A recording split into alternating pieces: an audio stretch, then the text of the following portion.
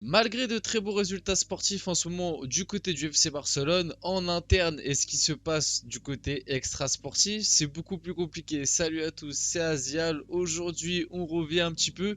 Qu'est-ce qui se passe honnêtement du côté du FC Barcelone? On va aborder un petit peu tous les points qui sont sortis ces derniers temps. Là, aujourd'hui, bien évidemment, le sujet principal, le sujet le plus haut entre guillemets, celui qui m'a vraiment donné envie de faire cette vidéo, c'est autour de Gavi, hein. L'image d'ailleurs, on voit par rapport à hier, la victoire 1-0 du FC Barcelone face à l'Atlético Bilbao, où Gavi était dépité au moment du but. Mais bref, aujourd'hui, on va plutôt parler contractuellement. Qu'est-ce qui se passe en ce moment du côté du FC Barcelone? Mais comme d'habitude, n'oubliez pas les gars, si la chaîne vous plaît, si le contenu vous plaît, si vous voulez que je progresse, n'hésitez pas, le petit like, le petit abonnement, le petit partage, ça fait toujours plaisir.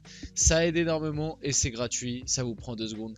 Merci énormément à ceux qui le font. Bref, qu'est-ce qui se passe du côté de la Catalunya? Honnêtement, qu'est-ce qui se passe? Le tribunal espagnol annule l'enregistrement de Gavi en équipe première. Le club Blaugrana a déposé la réclamation concernant son enregistrement avec un jour de retard et la décision de justice a été suspendue.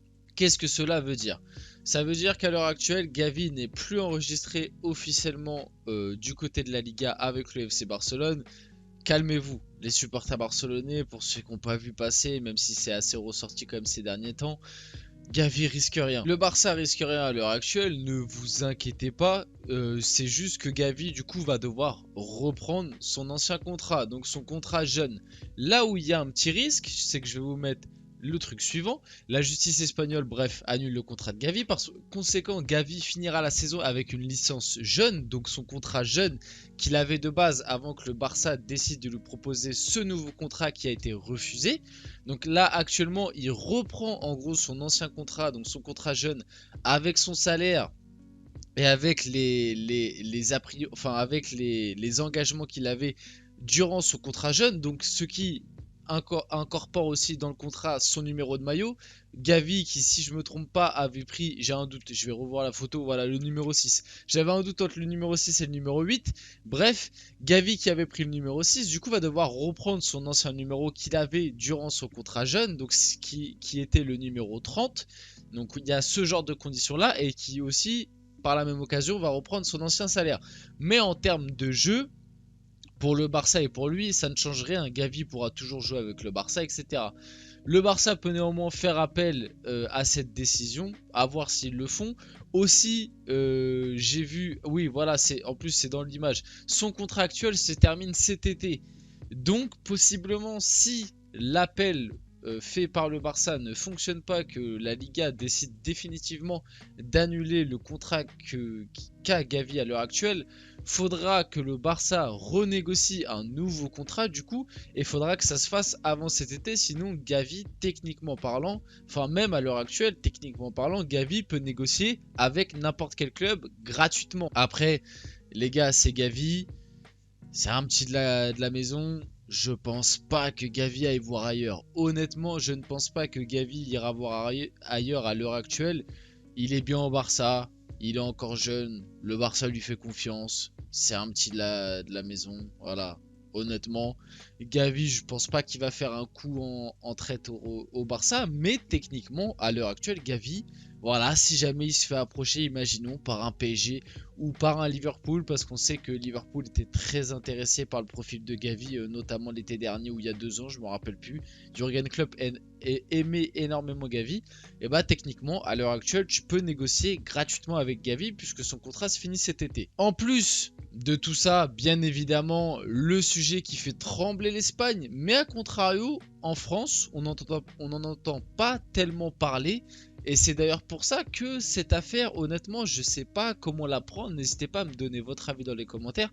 Moi, personnellement, je sais pas trop comment me positionner dans cette affaire. Donc, l'affaire Negreira. Donc, dans cette affaire, 4 anciens dirigeants du Barça ainsi que le club catalan ont été inculpés pour corruption aujourd'hui par la justice espagnole. Pour résumer, le Barça est accusé d'avoir corrompu certains arbitres sur une période, la période je l'ai plus, il me semble que c'est de 2012 à 2018, un truc comme ça, ou de 2014 à 2020, enfin bref. Sur cette période-là, bizarrement, dans cette période-là, oh, comme c'est bizarre, il y a le match de la remontada, etc. Voilà, en tant que supporter brésilien, si c'est prouvé comme étant vrai que le Barça a soudoyé certains arbitres durant cette période, ah, bizarrement, la remontada prend beaucoup plus sens. Enfin bref, c'est pas le sujet de la vidéo, on est là pour parler du Barça. Moi, honnêtement, cette affaire, je sais pas trop comment me positionner, honnêtement, surtout que Laporta a répondu: Coolers, soyez calme, le Barça est innocent et victime d'une campagne contre son honneur dans laquelle tout le monde est impliqué. Pas de surprise, nous allons défendre le Barça et démontrer l'innocence du club. Moi, j'ai vu passer des trucs sur les réseaux, j'ai lu quelques articles, etc. Apparemment, ce serait plutôt officiel. Il y a des papiers, des sources qui sont sorties, il y a des images, enfin des images de papier où il y a vraiment les noms des dirigeants, où tu vois qu'il y a eu des virements, notamment il y a un arbitre, je crois, qui a pris plus de 1,5 million en 2015 ou 2016. Enfin bref, il y a plein de, de, de trucs vraiment qui n'ont rien à voir avec le football finalement, qui sont sortis ces derniers temps. Après, comme je vous dis, à l'heure actuelle, pour l'instant, je sais même pas trop comment vraiment me positionner, puisque je trouve que pour une affaire aussi scandaleuse, ça n'a pas tant fait de bruit que ça, et surtout en fait en France. En fait, je pense qu'en Espagne, on en parle beaucoup, mais en fait, en France, moi personnellement, je suis quelqu'un, je regarde quand même assez souvent les émissions foot. J'essaye de m'informer un maximum de l'actualité, etc. Même d'écouter certains podcasts, certaines émissions à la radio, etc. J'essaye de m'ouvrir un maximum et d'écouter un maximum de choses sur le monde du foot pour être un maximum à la page. Et c'est vrai que cette histoire, l'affaire Negreira, finalement, j'en ai surtout entendu parler sur Twitter, finalement, et aussi par quelques articles, notamment des articles Foot Mercato, etc. Mais vraiment, certains spécialistes qui parlent techniquement de l'affaire, en tout cas, moi personnellement, je n'ai pas vu passer. Du coup, à l'heure actuelle, je sais même pas vraiment trop comment me positionner. Je sais même pas si les images que j'ai vues, etc., sont réelles, si c'est des montages, je sais pas. Ça a l'air plutôt vrai, et si c'est vrai, j'espère que le club va être condamné énormément, hein. J'espère qu'ils vont prendre sévère. D'ailleurs, je vous mets juste après. Non, ça c'est la petite déclaration, je vais y revenir après. Mais l'UEFA pourrait exclure le Barça dans les prochaines années de la Ligue des Champions suite à l'affaire Negreira. C'est ce que Marca a sorti. Après, Marca, pareil, la fiabilité, c'est pas toujours. Voilà, on sait, on commence à connaître Marca. Aussi, je voulais sortir ça. Donc Iturralde González, ancien arbitre qui a officié en Liga pendant 17 ans, après un match, un homme m'interpelle et me dit: je vous demande seulement de siffler comme vous le faites pour le Barça. Cette personne est du Real Madrid, je lui demande s'il s'agit d'une blague, et lui signifie que la discussion est terminée. Il voulait m'isoler dans une pièce privée, mais j'ai refusé. Cette personne, c'est Florentino Pérez. Moi, ce qui me fait rire, c'est que le Real a pris clairement parti pour vraiment témoigner contre le Barça. En gros, ils veulent vraiment enfoncer le Barça, etc. Moi, ce qui me fait rire, c'est que cette histoire, c'est un petit peu caissier qui se moque d'un caissier. Dans le sens où le Barça, il y a eu des sacrées dingueries ces dernières années avec l'arbitrage. D'ailleurs, on peut même y revenir, mais le match d'hier entre le Barça et l'Atlético Bilbao, voilà, y a certaines décisions arbitrales, tu sais que c'est sifflé parce que c'est le Barça, et si ce serait dans le sens inverse, ce serait pas sifflé en fait. Et ça, tout le monde le sait.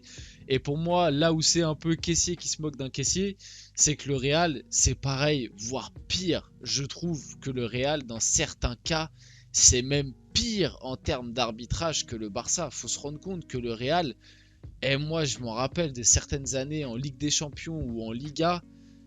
La double confrontation en 2016, je crois c'était contre le Bayern, où le Real dans le même match te met 3 buts hors jeu. C'est le genre de truc, c'est quand même compliqué à voir, et tu te dis, ouah, bizarrement l'arbitrage là, je sais pas, l'arbitre de touche, il a été 3 fois aveugle. C'est 3 fois, il y a eu 3 buts hors jeu, 3 fois il a pas vu. Enfin bref, ce genre de truc pour moi, c'est de plus en plus choquant. Et de toute façon, pour moi, le Barça et le Real, ces deux clubs-là, c'est mon avis personnel, hein. Mais pour moi, ces deux clubs-là, en tout cas en termes d'arbitrage, c'est les clubs les plus avantagés et de loin. Honnêtement, Il n'y a pas que des mauvaises nouvelles du côté du Barça, malgré tout. Hein, je vous donne un petit peu de sourire, les supporters barcelonais, même si avec tout ce que je viens de dire dans la vidéo, certains doivent m'insulter. Je vais prendre encore des commentaires, bref, j'en parle même pas. Mais malgré tout, le Barça ne fait pas que des mauvais choix, il se passe pas que des dingueries. Le Barça veut prolonger Xavi jusqu'en 2026. Je trouve que c'est une merveilleuse idée parce que même si Xavi en ce moment est beaucoup critiqué pour son style de jeu, malgré tout, ça gagne. 9, oui, il y a 9 matchs où le Barça a gagné 1-0 en Liga. Oui, et alors, c'est des victoires de champions. Pour moi, le 1-0, ça fait partie des plus belles victoires dans le foot parce que voilà, c'est 1-0, ça veut dire que tu as su marquer le but qui te fait gagner le match et tu as su être solide derrière, faire le clean sheet. Ça fait partie des plus belles victoires du foot pour moi. Les 1-0, c'est solide. Voilà, t'es en place, tu prends pas de but, tu marques le but qu'il faut. En plus, le but de Rafinha hier est très beau. Bref, et pour finir, le Barça veut prolonger le contrat d'Ousmane Dembélé. Sa clause libératoire descendra à 50 millions à partir de cet été. Donc ils ont plutôt intérêt à le prolonger parce que 50 millions, je pense qu'il y a pas mal de clubs qui vont être intéressés. Bref, j'espère que cette vidéo vous a plu. Si c'est le cas, n'hésitez pas, le petit like, le petit commentaire, le petit abonnement, comme d'habitude, ça fait toujours plaisir. C'était Asial et on se retrouve très rapidement pour une prochaine vidéo.